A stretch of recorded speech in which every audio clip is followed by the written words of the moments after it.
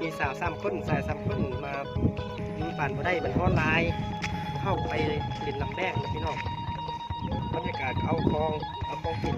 เอาไก่เอาเราไปสุกเสี่ยวทางลำแดงเลยพี่น้องกินหอยเนาะทางลำแดงบรรยากาศ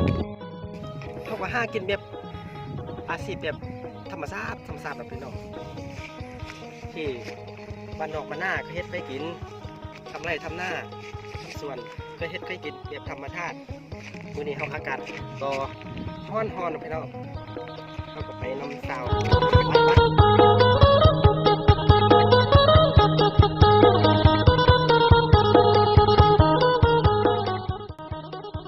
เขาก็มาเนื้อแต่ที่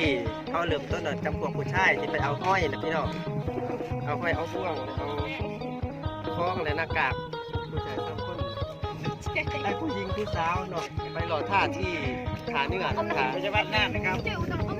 นี่จะมาสิลุกเนาะเอาชาติไปเรียนรู้เดี๋ยวตั้ง